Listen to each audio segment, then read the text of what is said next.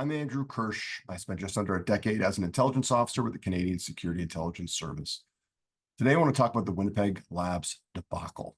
It's been the news over the weekend with pretty extensive reporting on the documents that were finally released related to the dismissal of two scientists from Canada's top secret labs and what led to their dismissal, which is, in short, pretty grotesque abuse of policies and processes that seem to have been to the benefit of a foreign state, shipping materials out, allowing individuals access to computer systems and information, concealing these activities from not only supervisors at the lab, but also CSIS, the Canadian Security Intelligence Service, when they came to ask questions about it. Extensive ties to foreign entities, military entities, seems to be skirting of rules about bringing individuals in without security clearance. I mean, look, read the articles,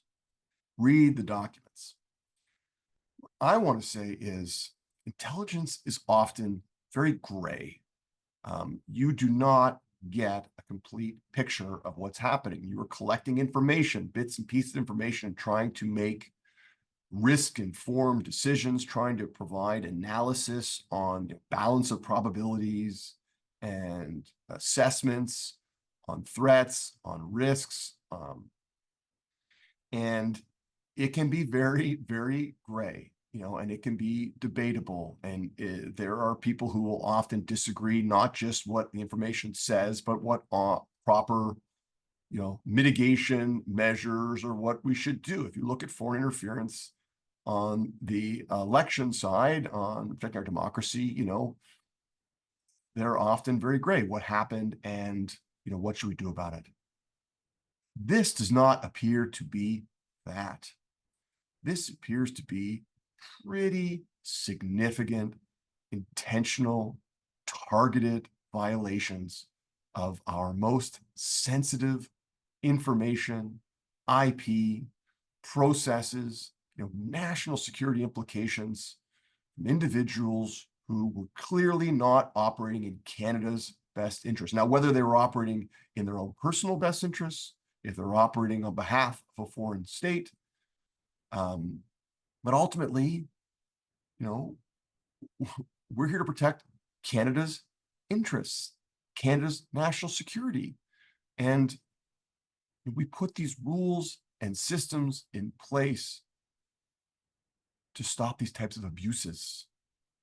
And that's what happened here. A grotesque abuse of, a complete failure, a complete institutional failure at the highest levels. Now the CSIS know what was going on. It appears they had some pretty extensive reporting. When did they know? What did they share? What could we have done? The bottom line is we seem to have allowed some pretty sensitive information, materials, crazy access to that sensitive information materials to go to a hostile foreign state actor against our own national security, economic security, and best interests. And you don't often see cases this blatant. So, eyes wide open, Canada. I know it's been years since these documents weren't made available. Eyes wide open. This stuff is happening. It is significant. We need to learn from this to stop it from ever happening again.